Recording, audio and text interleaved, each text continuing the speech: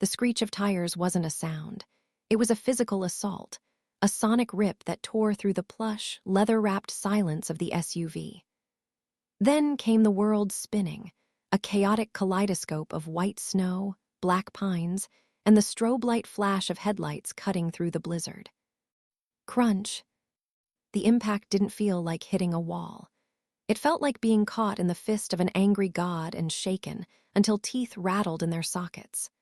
Metal screamed, a high-pitched keen that vibrated through the floorboards, before the vehicle lurched violently forward, tipped, and then stopped.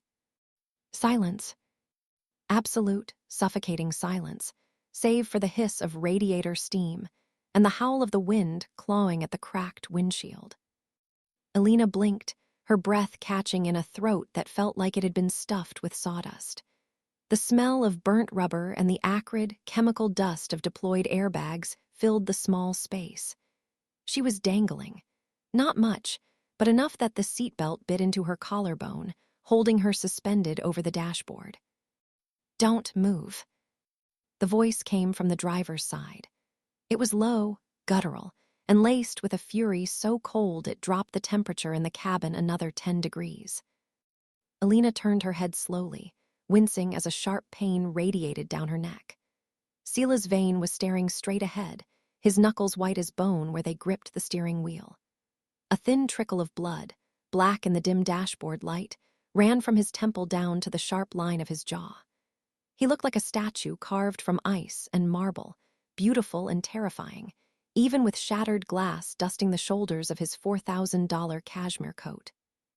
"Silas," she whispered, her voice trembling. "I said don't move, Elena," he hissed, finally turning his eyes toward her. They were gray, stormy, and currently burning with a mixture of adrenaline and pure, unadulterated rage. "If you so much as twitch a muscle, we drop." Elena looked forward, past the spiderweb cracks of the windshield. The headlights were beaming out into a void. There was no road in front of them, just swirling snow and a drop into darkness that swallowed the light completely. The luxury SUV was teetering on a fulcrum of ice and twisted guardrail, the front half hanging precariously over the ravine. "Oh my God," she breathed, panic flaring in her chest like a lit match. She instinctively reached for the door handle. "Are you deaf or just suicidal?" Silas roared, the volume startling her more than the crash. The car groaned beneath them, a terrifying metallic shriek that shifted the center of gravity forward. Elena froze, her hand hovering inches from the latch. "You shift your weight, the balance tips," Silas said, his voice dropping back to that lethal, controlled calm. "We are hanging by a thread you nearly snapped because you couldn't keep your mouth shut for 5 minutes.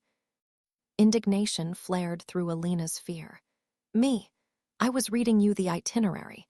You were the one driving 80 on black ice." "I was driving with precision until you shoved that damn tablet in my face," Silas snapped. He slowly, agonizingly, peeled his fingers from the wheel. The car didn't move. He exhaled a breath that fogged in the freezing air. "I told you this trip was a mistake. I told you bringing you was a mistake." "We're going to die, and you're doing performance reviews." Elena choked out, tears stinging her eyes. "We aren't going to die.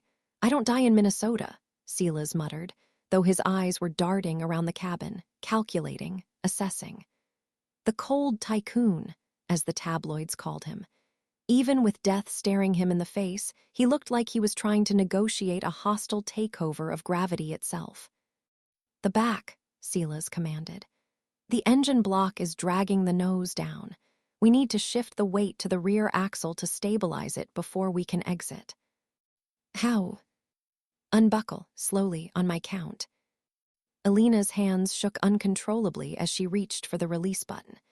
The wind outside battered the vehicle, rocking it gently. "Rock-a-bye, baby," on the treetop, her mind unhelpfully supplied. 1, Silas counted, his gaze locked on her hands. 2, 3. Click. The sound was like a gunshot. Elena braced herself against the dashboard to keep from sliding forward, but the car groaned again, dipping another inch. The groan of the metal against the rock below sent a vibration straight up her spine. "Silas," she whimpered. "Lean back," he ordered, unbuckling his own belt with fluid, terrifyingly steady movements. "Push your weight into the seat. Slowly." He moved his right hand, not to comfort her, but to brace his arm across the center console, creating a barrier. "Listen to me. We are going to crawl between the seats. You go first. I'll follow. The moment you are in the back seat, you open the rear driver's side door. Do not jump out. Slide out. Stay low." "I can't," she whispered. The space between the bucket seats looked impossibly small, cluttered with the debris of their chaotic life. Her spilled purse, his fallen briefcase, the shattered remains of a coffee tumbler. Silas turned to her fully then. The blood on his face had reached his chin. For a second, the mask slipped. It wasn't just anger in his eyes. It was a frantic, desperate need for control in a situation that had none. "Elena," he said, using her name like a weapon. "Look at me." She met his gaze. "You are the most irritating, sunny disposition, chaotic creature I have ever had the misfortune of employing," he said, his voice rough. "But you are competent. Be competent now. Climb into the back." It was the strangest pep talk she had ever received, but it worked. The insult grounded her. It reminded her who he was, the grump she managed every day, and who she was, the woman who managed him. She nodded, swallowing the bile in her throat. "Okay." She shifted. The car dipped. "Steady," Silas barked, his hand shooting out to grab her forearm. His grip was bruising, his hand large and warm through her coat. He didn't let go. He held her there, suspended, as the car settled with a sickening scrape. "Go," he whispered. Elena scrambled. She twisted her body, shoving her legs through the gap between the seats. Her boot caught on the gear shift, kicking it. The car lurched. "Move, Elena," Silas roared. She threw herself into the back seat, the sudden shift in weight causing the front of the car to rise slightly, slamming back down onto the snowy tarmac with a thud that felt like salvation. "I'm here," she cried, scrambling toward the door. "Silas, come on." He was moving now, his large frame awkward in the confined space. He hauled himself over the center console, but as he did, the snow beneath the rear tires gave way. The ground was crumbling. The car began to slide backward, not toward the road, but sideways, slewing along the edge of the cliff. "Get out," Silas yelled, lunging for the back seat. Elena didn't think. She didn't calculate. She threw the back door open. The wind ripped it from her hand, slamming it against the body of the car. The world outside was a white void of biting cold. She tumbled out onto the ice, her knees cracking against the hard ground. She didn't stand. She scrambled on all fours, clawing at the frozen mud to get away from the edge. She turned back, just in time to see Silas leaping from the open door. He hit the ground hard, rolling, his coat flapping like the wings of a downed crow. A split second later, the SUV gave a final, mournful groan. With the weight of the passengers gone, the physics shifted one last time. The heavy nose dipped, the ice beneath the chassis shattered, and the vehicle tipped forward. It didn't tumble. It slid, almost gracefully, over the edge. Elena watched, mouth open in a silent scream, as the taillights, two red eyes in the storm, disappeared into the abyss. 1 second, 2 seconds, 3. Crash. The sound of the impact far below echoed up the ravine, followed by the dull whoosh of an explosion. An orange glow flickered deep in the pit, illuminating the swirling snowflakes from below, casting eerie, dancing shadows against the cliff face. Then the cold rushed back in. Elena lay panting on the ice, the snow melting against her hot, tear-streaked face. She was alive. She was shaking so hard her teeth clicked together. A shadow fell over her.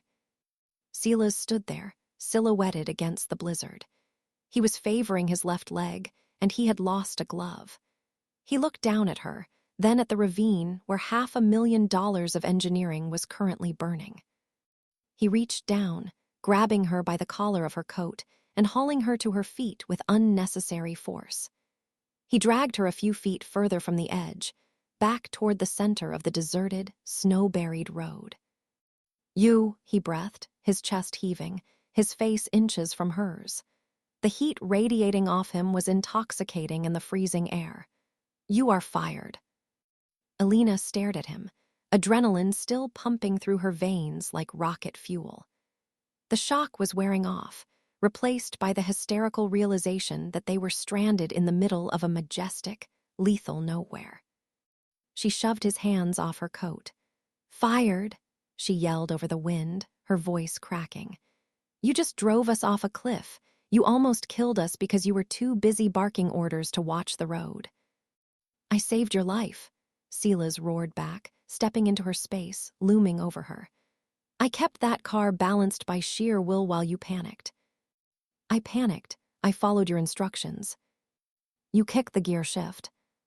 "You have a concussion," she shouted, pointing at the blood on his face.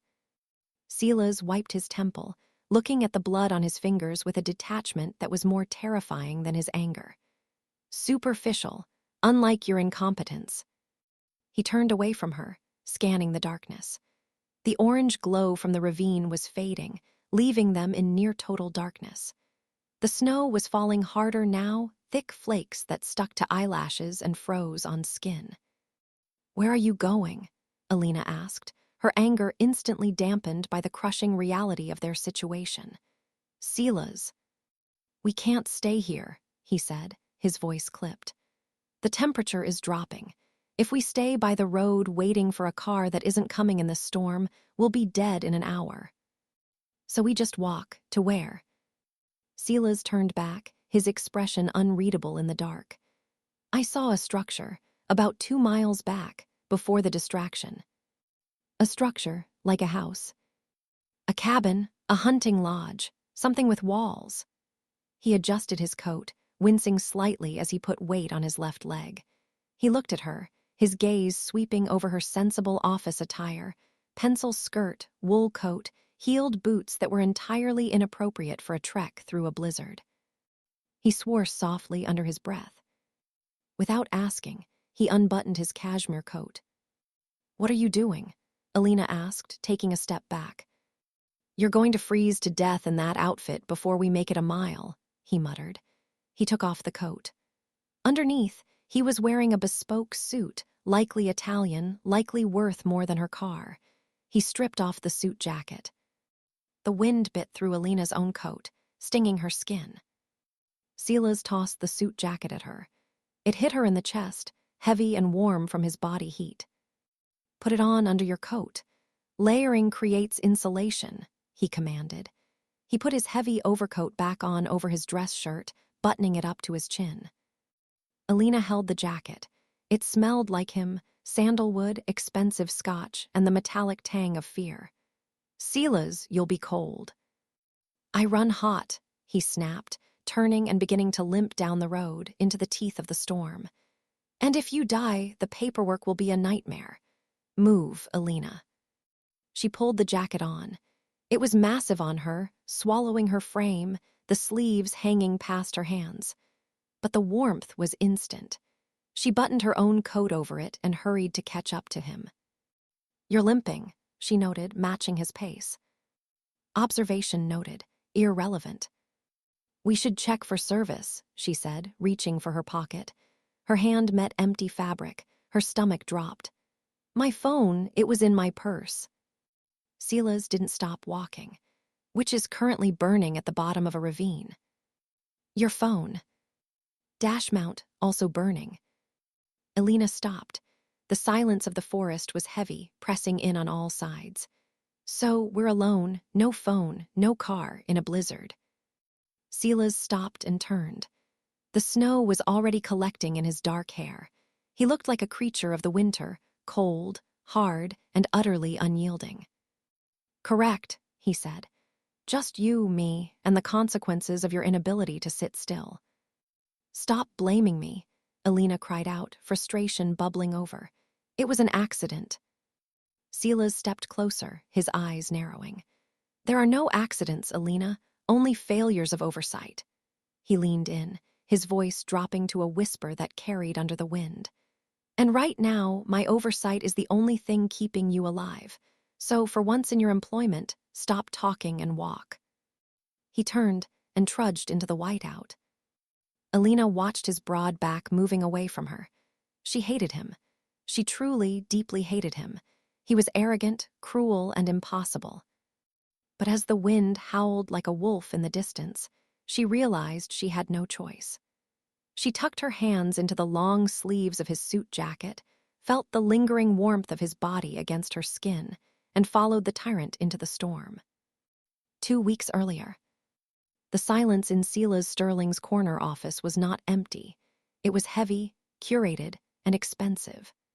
It was the kind of silence that cost $3,000 a square foot, a vacuum where sound went to die, suffocated by plush charcoal carpets and floor-to-ceiling acoustic glass that turned the chaos of Manhattan into a mute, moving painting. Silas preferred it this way. His world was a grid of grays, blacks, and silvers. Order, precision. A monochromatic temple where variables were eliminated and profits were maximized. Then, the elevator doors slid open with a soft hydraulic hiss, and a canary-yellow grenade was lobbed into his sanctuary. Elena entered the outer reception area, which was visible through his glass walls like a solar flare. The dress was an affront to the Sterling aesthetic. It was bright, unapologetically cheerful, and so yellow it practically hummed. It was the color of a warning sign, or perhaps a toxic frog. Silas stopped typing. His fingers hovered over the mechanical keyboard, his brow furrowing as he watched her navigate the minimalist furniture. She didn't walk, she bounced. There was a rhythm to her movement that suggested she was listening to a song nobody else could hear, or worse, that she was actually happy to be here. He pressed the intercom button on his desk with the tip of his index finger. "Ms. Rossi," he said, his voice dry. Elena jumped, her hand flying to her chest. She looked around wildly before locating the speaker on her desk. "Mr. Sterling, good morning. I didn't know you were watching." "I am always watching. That is the purpose of glass walls," Silas replied. "Come inside, immediately." He released the button and leaned back in his Aeron chair, steepled his fingers, and waited. He needed to nip this in the bud. The dress, the energy, the brightness. Elena bustled in a moment later, clutching a tablet against her chest. Up close, the yellow was even more violent. It cast a warm, sickly reflection onto the polished chrome of his guest chairs. "Good morning again," she beamed. "I have your schedule. Your espresso is brewing, single origin, exactly 198 degrees. And I took the liberty of rescheduling your 10:00 a.m. with the architectural firm because I noticed their lead engineer is stuck in Chicago due to fog." Silas stared at her. He didn't blink. "Your dress, Ms. Rossi." Elena looked down at herself, smoothing the fabric over her hips. "Oh, do you like it? I thought the office needed a pop of color. It's a bit sepulchral in here. No offense." "Sepulchral," Silas repeated. "A tomb." "Well, yes, but a very stylish tomb, like where a pharaoh would be buried with his favorite cats." Silas felt a muscle in his jaw tick. "I do not like cats, and I do not like yellow. It suggests cowardice and caution tape. In this office, we wear neutrals. You look like a highlighter pen that exploded in a funeral home." Elena's smile didn't falter, but her eyes, a striking shade of amber that he found irritatingly perceptive, sharpened. "I'll make a note of it. Neutrals only. But since I'm already here and looking like a highlighter, perhaps I can highlight the discrepancies in the Q3 projections you left on the server last night." Silas paused. The air in the room seemed to shift, the pressure dropping. He sat forward slowly. "You looked at the Q3 projections." "I was organizing the digital filing system," Elena said, her tone breezy, though her grip on the tablet tightened. "I couldn't help but notice the variance in the Asian market logistics costs.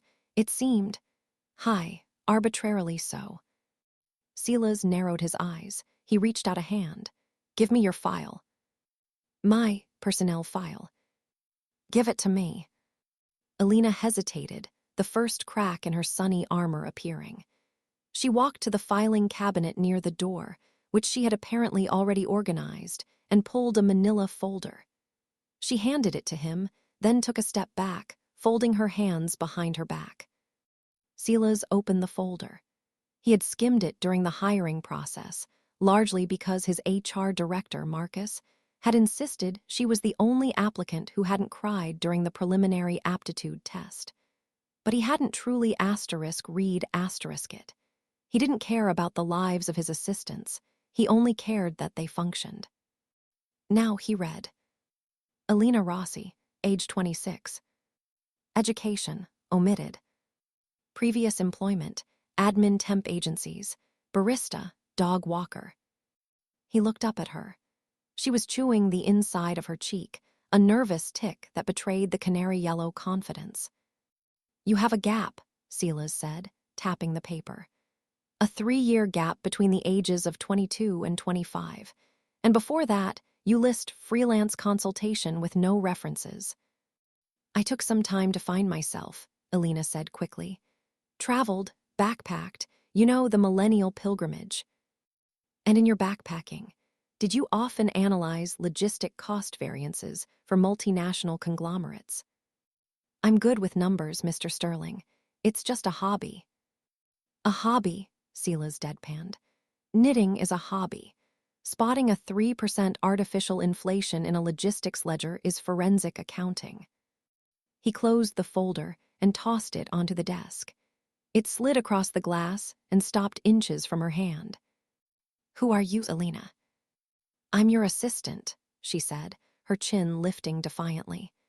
"And a damn good one, if you'd let me do my job instead of critiquing my wardrobe." "You are overqualified," Silas stated, his voice dropping to a low rumble. "You speak with the cadence of the boardroom, not the break room. You use words like sepulchral. You spotted an error in 4 minutes that my CFO missed in 4 days." He stood up, towering over the desk. "Why are you fetching my coffee?" Elena took a breath. The smile vanished, replaced by a look of stark, cold reality that matched the room perfectly. For a second, the sunshine girl was gone, replaced by someone tired, someone running. "Because I need the health insurance," she said, her voice flat. "And because nobody looks at the assistant. They look through the assistant. I need a job where I can be invisible, Mr. Sterling, even if I have to wear yellow to distract you from looking too closely." Silas studied her. He was a predator in the business world, trained to smell blood in the water. There was blood here, a lot of it. She was hiding a wound, a scandal, or a history that had burned her to the ground. Logic dictated he fire her. She was a security risk. She was an anomaly. She was a variable he couldn't control. But Silas Sterling was also a man who abhorred boredom. And for the first time in 5 years, he was not bored. "The variance wasn't an error," Silas said softly. "It was a test for the CFO. He failed, you passed." Elena blinked, the mask of cheerfulness slipping back into place, though it was thinner now. "So, I'm not fired." "Not yet," Silas said. He walked around the desk, stopping mere inches from her. He could smell her perfume, vanilla and something sharp like ozone. "But the yellow dress goes. Tomorrow you wear gray, you wear black, you blend in." "Is that an order, sir?" "It's a survival strategy, Ms. Rossi. Because if you keep showing me how smart you are, I'm going to stop treating you like an assistant and start treating you like an asset. And I ride my assets until they break." Elena held his gaze. She didn't flinch. In her amber eyes, he saw a spark of something dangerous, a challenge. "I don't break easily, Mr. Sterling." "We'll see," he murmured. "Go get my coffee. If it's not 198 degrees, you can pour it on the plant." She turned on her heel, the yellow skirt flaring, and marched out. Silas watched her go. He waited until the glass door clicked shut, then he picked up his private phone and dialed a number that wasn't in his contacts list. It's Sterling, he said when the line connected. Run a background check, deep dive. The name is Elena Rossi, but I want you to check for aliases. Check for sealed court records. Check for corporate blacklists. He hung up and looked through the glass. Elena was at her desk, typing furiously, the phone cradled between her ear and shoulder. She looked ridiculous in this austere environment, a splash of paint on a blank canvas. He hated it. He couldn't look away. 2 hours later, the intercom buzzed. Mr. Sterling, Elena's voice came through, crisp and professional. Your mother is on line 1. She says it's an emergency regarding the torment of her soul. Silas pinched the bridge of his nose. Tell her I'm in a meeting. I did.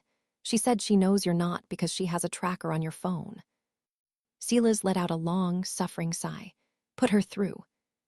The afternoon bled into evening. The sun dipped below the skyline, turning the gray office into a cavern of shadows and city lights. Silas worked with the relentless intensity of a machine, expecting Elena to leave at 5:00 p.m. on the dot. Most assistants did. But at 7:30 p.m., the outer lights were still on. He walked to the door and opened it. Elena was sitting on the floor surrounded by files, her yellow dress spread out around her like a puddle of light. She had a black marker in her teeth and was aggressively reorganizing the physical archives of the pending merger, the acquisition of the sprawling, messy tech conglomerate, Nexus. What are you doing? Silas asked. She looked up, startled, removing the marker. Your filing system for the Nexus merger makes no sense. It's organized by date, not by risk factor. If you want to acquire them without inheriting their debt toxicity, you need to prioritize the liability clauses. Silas froze. The Nexus merger was the most volatile deal of his career. It was the reason he needed to fly to the remote Aspen facility next week, the site of the secure server farm where the final due diligence was stored. Liability clauses, Silas repeated. You know about the hidden debt. I know that a company with Nexus's burn rate doesn't survive this long without off-booking some serious red ink, she said, standing up and dusting off her skirt. I found a recurring payment to a shell company in the Cayman Islands. It's small, easy to miss, but it scales with their revenue. It's a siphon. Silas stared at her. This was impossible. She was a 26-year-old walking warning sign who made coffee, yet she tracked embezzled funds like a bloodhound. Show me, he commanded. She walked him through the paper trail. Her finger, lacking the manicured polish of the women he usually dated, traced the lines of data with ruthless efficiency. She smelled of stale coffee and stress now, but her mind was razor-sharp. When she finished, Silas stood straight. The silence returned, but it felt different, charged. You're not an assistant, he said quietly. You're a weapon. Elena looked away, her face tightening. I'm just a woman who needs to pay rent, Silas. Don't make it more than that. It was the first time she had used his first name. It sounded intimate in the darkened office, a violation of protocol that sent a strange jolt down his spine. Pack your bags, he said abruptly. Elena's eyes widened. You're firing me now, after I just saved you millions. No, Silas said, turning back to his office. Next week, we're going to the Aspen facility. The servers are hardline only, no remote access. I need to verify this siphon at the source before I sign the acquisition. I can't travel, Elena stammered, panic flaring in her eyes. I can't leave the city. Silas paused at the threshold. He looked back at her. The fear was genuine. She was terrified of leaving her bubble. Why, probation, a stalker? It's not a request, Ms. Rossi. You uncovered the rot. You're going to help me cut it out. We leave Monday. Private jet. But pack warm clothes, he cut her off, his eyes sweeping over the canary yellow fabric with disdain. And for God's sake, bring something that doesn't look like it belongs in a nursery school. We're going to the mountains. It will be cold. He slammed his office door before she could argue. Alone in the dark, Silas walked to the window and looked out at the city. He touched the cold glass. He had always prided himself on being the smartest person in the room. But that woman, she was a puzzle with half the pieces missing. His phone buzzed on the desk. A text from his private investigator. Subject, Elena Rossi. Status, no criminal record. No credit history prior to 6 months ago. Note, the social security number she gave you belongs to a woman who died in 1998. Silas stared at the screen. The blue light illuminated his face, casting deep shadows in the hollows of his cheeks. She was a ghost in a yellow dress who understood forensic accounting. He looked through the glass wall again. Elena was packing up her bag, her shoulders slumped, her vibrancy dimmed by the weight of whatever she was carrying. "Who are you running from?" he whispered to the empty room. He didn't know yet, but he would find out, and until then he would keep her close, very close. Because in Silas Sterling's world, you didn't fear the unknown variables. You acquired them. Chapter 3. The morning sun hadn't yet breached the horizon when the sleek, matte black Aston Martin idled at the curb of Elena's apartment complex. The engine purred with a low, predatory rumble that vibrated against the windows of the rundown brick building. Elena hesitated at the front door, gripping the strap of her overnight bag until her knuckles turned white. She had spent the night staring at the ceiling, mentally rehearsing her backstory, patching the holes in the fabric of Elena Rossi with desperate improvisation. He was early. Of course he was. Silas Sterling didn't wait for time. Time seemed to bend to accommodate him. She took a breath, plastered on her signature megawatt smile, the one that usually disarmed delivery drivers and cranky receptionists alike, and stepped out into the chill morning air. Silas didn't get out to open the door. He watched her through the tinted glass, his eyes tracking her movement with the unnerving precision of a hawk circling a field mouse. When she slid into the passenger seat, the interior smelled of rich leather, espresso, and the sharp, metallic scent of his cologne. "Good morning, Mr. Sterling," she chirped, placing her bag in the footwell since the trunk release hadn't been popped. "I brought snacks. Road trips require sustenance, right? I have pretzels and—" "Seatbelt," Silas said. His voice was gravel, rough with sleep or perhaps just irritation. He didn't look at her. His hands were gloved in black leather, gripping the steering wheel at 10 and 2. Elena clicked the belt into place. "Right, safety first." He punched the accelerator. The car didn't lurch. It simply surged forward, merging into the waking city traffic with aggressive grace. For the first hour, the silence was absolute. Usually, Elena would fill the void with chatter about the weather, the office plants, or the coffee selection in the break room. But today, the air inside the car felt pressurized. Silas wasn't just ignoring her, he was studying her. She could feel his gaze darting toward her every time she shifted in her seat or checked her phone.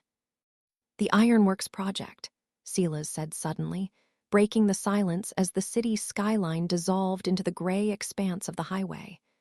"Read the file I sent you." "Yes, sir. Former steel mill being converted into eco-friendly luxury lofts. Over budget, behind schedule, and the lead contractor is threatening to walk." "Why? Why is he walking?" "No," Silas said, glancing at her. The morning light caught the sharp angle of his jaw. "Why is it over budget?" Elena froze. The file blamed inflation and supply chain issues, standard corporate excuses. But she had looked at the raw numbers attached to the appendix, numbers Silas likely didn't expect an assistant to analyze. "The file says supply chain issues," she said carefully. "I didn't ask what the file says. I asked what you think." "I think," she hesitated, "this was a trap. If she played dumb, he'd think she was incompetent. If she showed her hand, he'd wonder how a girl with a liberal arts degree on her fake resume knew about forensic auditing. I think the concrete costs are inflated by about 40%. Either they're pouring gold into the foundation or someone is skimming." Silas's lips twitched. It wasn't a smile, but it was a reaction. Interesting theory, Miss Rossi, for an executive assistant. I'm good at math, and I shop for groceries with coupons. I know when things cost more than they should. Is that so? He shifted gears, the engine growling as they passed a semi-truck. Tell me, in this small town you grew up in, Oakhaven, was it? Did you learn much about construction fraud? Her heart hammered against her ribs. Oakhaven didn't exist. It was a fabricated hamlet on her forged documents. My uncle was a contractor, she lied smoothly. He talked shop at dinner. Silas tapped the steering wheel. A contractor uncle, convenient. He knew. The realization washed over her like ice water. He didn't know who she was, but he knew she was lying. The dynamic in the car shifted instantly. It was no longer boss and assistant. It was interrogator and suspect, cruising at 90 miles per hour. They arrived at the ironworks site 2 hours later. It was a desolate skeletal structure of rusted steel and fresh gray concrete, looming against a darkening sky. Rain began to spit against the windshield as Silas killed the engine. Stay close, he commanded, exiting the car. Elena grabbed her coat and followed. The site manager, a burly man named Graves with a hard hat 2 sizes too small, was waiting for them near the perimeter fence. He looked nervous. Sweat beaded on his upper lip despite the chill. Mr. Sterling, Graves said, extending a hand that Silas ignored. We weren't expecting you until noon. I prefer to see the work before it's staged for my arrival, Silas said, stepping over a puddle of muddy water. Walk with me. Elena trailed a few steps behind, clutching her tablet like a shield. As they walked through the skeleton of the main lobby, the atmosphere grew heavy. Graves was talking fast, throwing out jargon about load-bearing variances and union disputes, trying to bury the truth in noise. Silas stopped at a massive support pillar, the concrete still curring, dark and damp. He ran a gloved hand over the surface. This texture is rough. Standard aggregate mix, Graves said quickly. Top of the line. Elena looked at the pillar. She shouldn't look. She should be checking emails. But the pattern of the cracking near the base caught her eye. It was spider webbing outward, thin hairline fractures that were barely visible in the dim light. She stepped closer, squinting. It wasn't just settling cracks. The color of the concrete was slightly off, too yellow in the fissures. It's not standard, Elena whispered, the words slipping out before she could catch them. Both men turned to look at her. Excuse me, sweetheart, Graves sneered. I've been pouring concrete since you were in diapers. Why don't you wait in the car? Silas didn't defend her. He just watched, waiting. Elena's temper flared, overriding her caution. She hated being dismissed, and she hated bad math. It's high-alkali cement reacting with silica in the aggregate, she said, her voice gaining strength. It creates a gel that expands when it absorbs moisture. It's called ASR, alkali-silica reaction. It's concrete cancer. If you build 20 stories on top of this, the whole thing comes down in 10 years. Graves turned a shade of purple. You listen here, you little. Is she right? Silas cut in. His voice was quiet, deadly. She doesn't know what she's talking about. She's a secretary. Silas turned back to the pillar. He peeled off his glove, touching the hairline fracture with a bare finger. She used the technical term, Graves, and she described the chemical process. Why would my assistant know that, and my project manager pretend he doesn't? Graves sputtered, backing away. We had to source local aggregate to cut costs. You said you wanted the budget trimmed. I said trim the fat, not the bone, Silas snapped. Get out of my sight. You're fired. And if I find out you took a kickback from the supplier, I'll bury you under this defective foundation. Graves scrambled away, toward the trailer office, without a backward glance. Silence descended on the construction site, broken only by the rhythm of the rain hitting the steel beams above. Silas stood facing the pillar for a long moment before slowly turning to face Elena. She took a step back. She had gone too far. She had revealed a level of expertise that didn't fit the sunshine assistant persona. She braced herself for the firing squad. Silas closed the distance between them. He loomed over her, blocking out the gray light. He didn't look angry, he looked hungry. "Who are you?" he asked low, his voice vibrating in her chest. "I told you," she stammered, rain dripping from her bangs. "My uncle."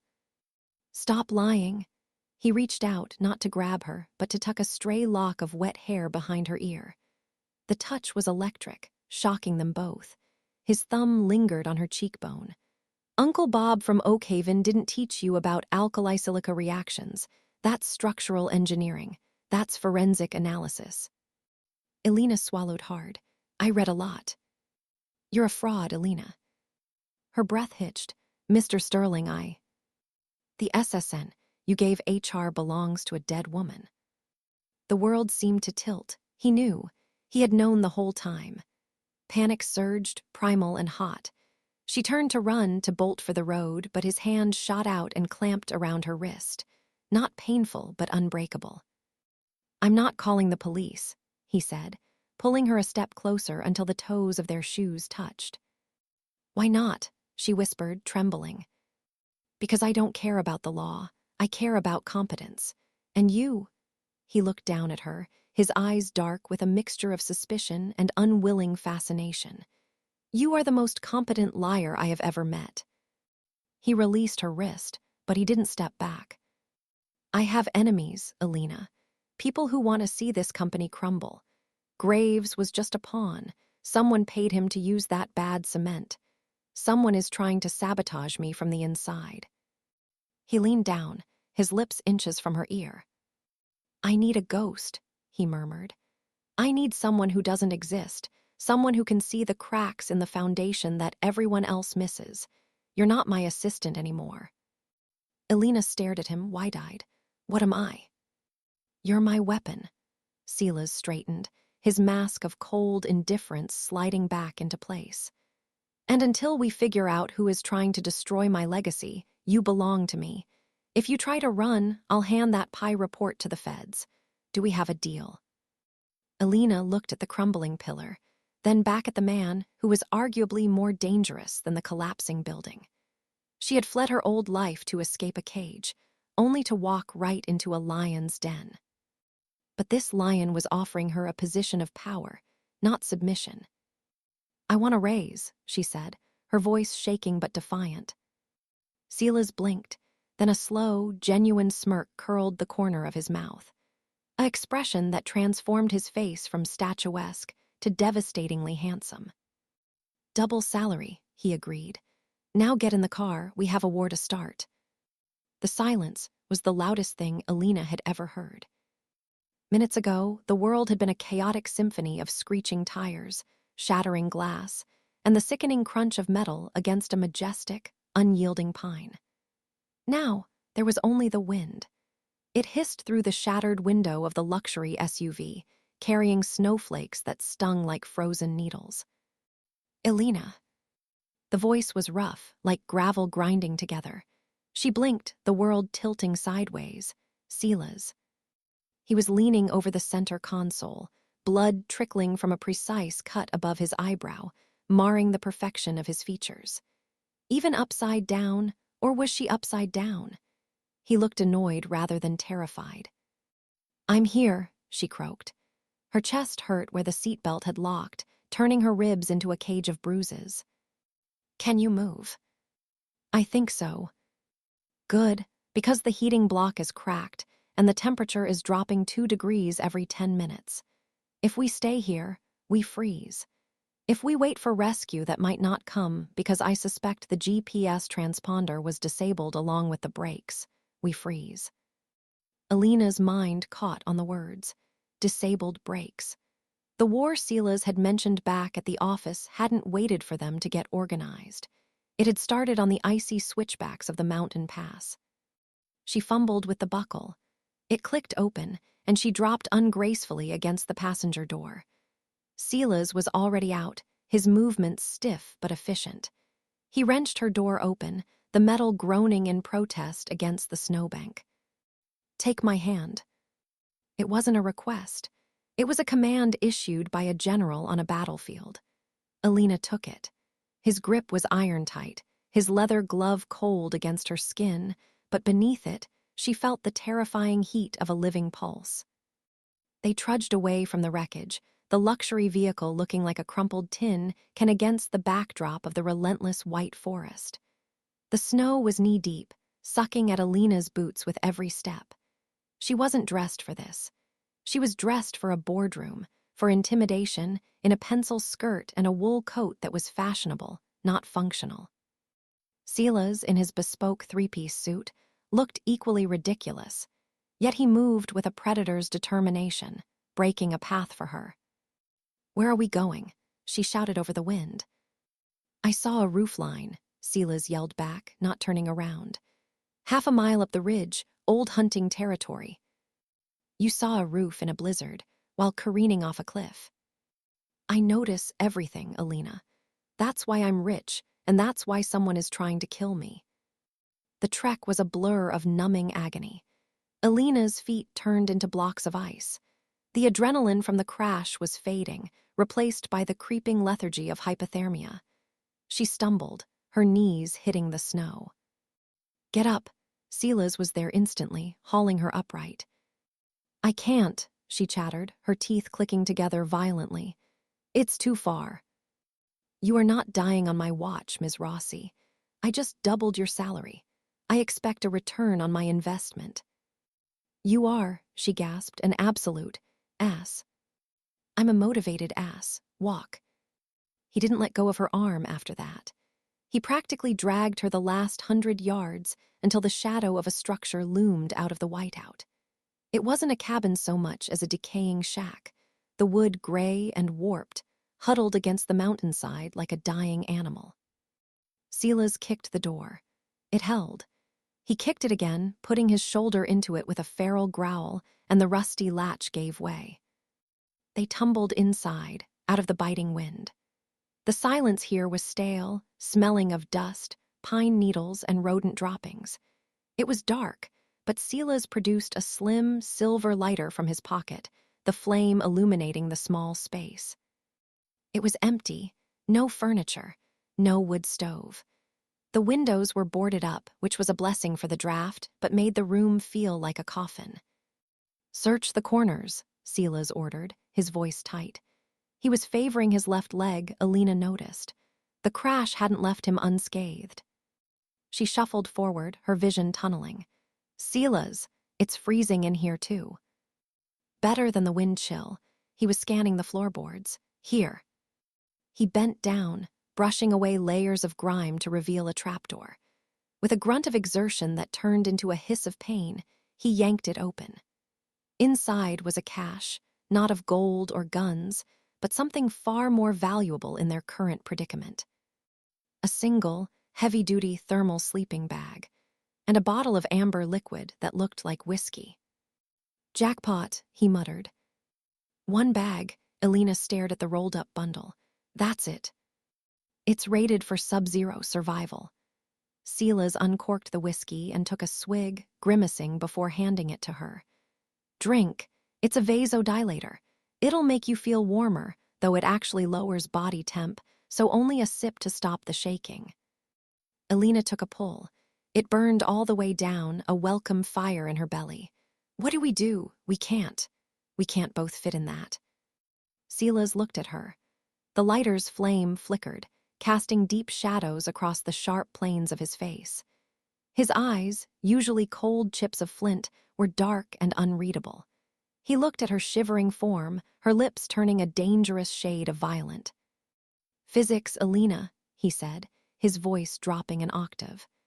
"The air temperature in here is going to match the outside within an hour. We have no heat source. Our clothes are wet from the snow." He set the lighter on a dusty shelf and began to unbutton his coat. "What are you doing?" Elena squeaked. "Hypothermia kills in stages. You're in stage 2. Confusion. Shivering. If we stay in these wet clothes, we die. If we sleep separately, we die. The only heat source we have is each other." He tossed his heavy wool coat onto the floor. "Strip." Silas, this isn't a sexual proposition, Elena. It's a tactical maneuver. He was shrugging off his suit jacket now, wincing as he moved his left shoulder. Beneath the crisp white dress shirt, she saw the dark outline of a bruise spreading across his ribs. Or would you prefer to freeze to death with your modesty intact? Elena looked at her trembling hands. She couldn't feel her fingers. He was right. He was always hatefully, logically right. Turn around, she commanded, her voice barely a whisper. I've seen women naked before, Elena, and right now, my libido is frozen solid. But he turned his back to her. With clumsy, numb fingers, she peeled off the sodden layers. The cold air against her skin was a shock that made her gasp. She kept her underwear on a small rebellion and dove into the sleeping bag Silas had unrolled on the floor. It smelled of old canvas, but the insulation was thick. I'm in, she said, curling into a ball. Silas stripped quickly. She heard the rustle of fabric, the heavy thud of his boots. Then the zipper of the bag lowered. A blast of cold air entered with him, followed immediately by the overwhelming, solid heat of his body. The bag was narrow, ridiculously narrow. There was no way to avoid contact. Silas slid in behind her, his large frame spooning hers. He was like a furnace. The shock of his hot skin against her cold back made her gasp. Relax, he murmured, his breath stirring the damp hair at the nape of her neck. We need maximum surface area contact. He pulled her back against him, his arm coming around her waist to lock her in place. It was intimate in a way that terrified her more than the crash. This wasn't the distant, imperious CEO. This was a man, hard muscle and radiating heat, wrapping himself around her. Elena shivered violently, her body convulsing as the warmth began to penetrate the cold. I've got you, Silas whispered. His voice lacked its usual mockery. He began to rub her arms briskly, generating friction. Breathe, Elena, just breathe. You're really warm, she mumbled, her head swimming. High metabolic rate comes from running an empire. Or from being the devil, she slurred, the exhaustion finally crashing down on her. Silas chuckled. It was a dark, rusty sound, but she felt the vibration of it against her spine. Perhaps. They lay in the darkness, the wind howling outside like a beast denied its meal. Slowly, the violent shivering subsided. Elena's breathing evened out. The warmth of the sleeping bag, combined with Silas's body heat, created a cocoon that felt dangerously safe. Silas. The brakes, you knew. He was silent for a long time.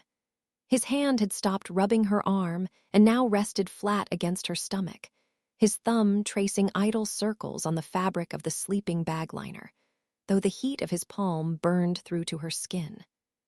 I suspected, he said finally. The Pi report mentioned a mechanic on the payroll of a shell company. I didn't think they'd move this fast. You could have died. We could have died. I calculated the odds. The snowbank was the safest impact point. You calculated. She tried to turn, but there wasn't room. She settled for stiffening in his arms. You drove us into a snowbank on purpose. It was that or go off the ravine edge 2 miles down the road. I felt the pedal go spongy. I made a choice. You're insane. I'm alive, and so are you. His grip tightened slightly. I told you you're my weapon. I don't let my weapons get broken. Is that all I am? Elena asked, the question slipping out before she could stop it. The intimacy of the dark, the shared breath, stripped away her defenses. A tool to save your legacy. Silas didn't answer immediately. He shifted, his nose brushing against her hair. When the car started to slide, he said, his voice low and rough, stripped of his boardroom polish.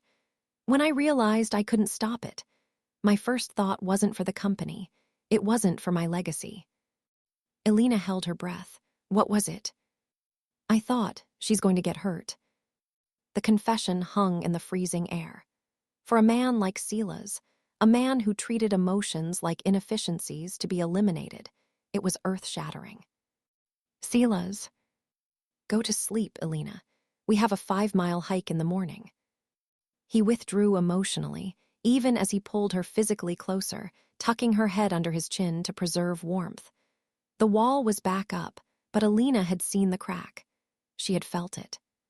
She closed her eyes, surrounded by the scent of him, expensive cologne fading into the primal smells of sweat and snow. He was dangerous, complicated, and possibly a sociopath. But here, in the dark, with the storm raging outside, he was the only thing keeping her alive. And as sleep dragged her under, Elena realized with a sinking heart that the danger wasn't just the cold or the saboteur. The real danger was that she didn't want him to let go. Silas waited until her breathing deepened into the rhythmic pattern of sleep before he allowed himself to wince. His left leg was throbbing with a pulse of its own, likely a hairline fracture from the impact. He ignored it. Pain was just data. He stared into the darkness of the shack. The woman in his arms was small, soft, and infuriatingly resilient. When he had called her a weapon, he'd meant it. He needed someone who could walk through fire. He hadn't expected her to feel so right in his arms. He shifted his head, his lips grazing her temple.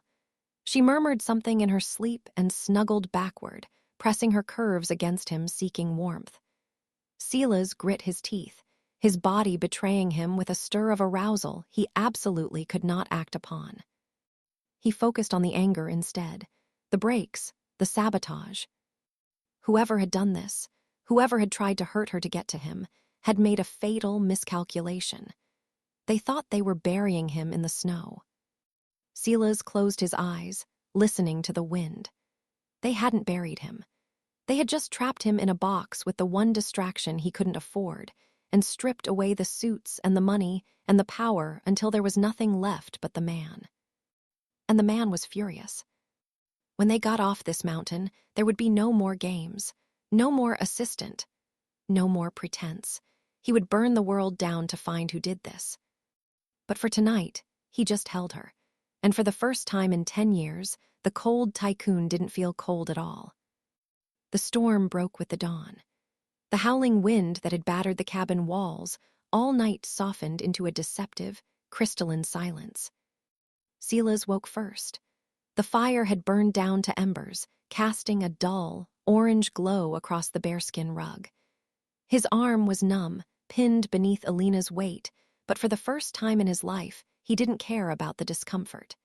He didn't care about the schedule he was missing, the board meeting in Tokyo, or the fluctuating stocks. He looked down at her, the sunshine assistant, the woman who wore bright yellow cardigans in a monochrome office and hummed while she organized his spreadsheets. In her sleep, she looked serious, her brows slightly furrowed. He moved his hand, brushing a stray lock of hair from her cheek. She stirred, her eyes fluttering open. They were hazy with sleep, then sharpened as they locked onto his. "Silas," she whispered. The honorific Mr. Vane had died in the snowstorm. "The storm is over," he said, his voice rough from the whiskey and the cold. "We need to move. The road might be visible." "Not yet," she murmured, reaching up to touch his jaw. "Just a minute more." The defenses he had spent a decade building, the walls of ice, the moat of indifference crumbled. He leaned down, capturing her lips with his. It wasn't the tentative, accidental friction of the night before. This was possessive. It was a claiming. It tasted of stale whiskey and new hope. For a man who viewed every interaction as a transaction, this felt terrifyingly like a gift. He pulled back, breathless, his forehead resting against hers. "When we get back to the city, Elena, things change. You're not fetching my coffee anymore." She smiled, that blinding, sunny smile that usually disarmed him. "I make terrible coffee anyway." Silas chuckled a rusty sound. He sat up, the cold air hitting his chest, reminding him of reality. "We need signal. My phone is dead. Check yours."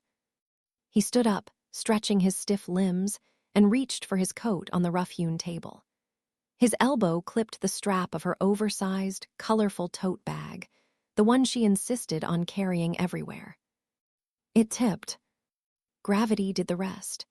The bag hit the floorboards with a heavy thud, disgorging its contents. A hairbrush, a granola bar, a heavily encrypted satellite phone, and a thick manila envelope that slid halfway out, the clasp bursting open. Silas froze. The satellite phone wasn't standard issue for an executive assistant. He looked at the papers spilling from the envelope. They weren't itineraries, they were photographs. Click, a grainy photo of Silas arguing with his father 6 months ago. Click, a telephoto shot of Silas on his balcony, time-stamped 3:00 a.m. Click, a blueprint of the braking system of his Aston Martin, with red circles around the hydraulic lines. The romance in the room evaporated, replaced instantly by a vacuum of cold, sharp violence. The thriller had begun.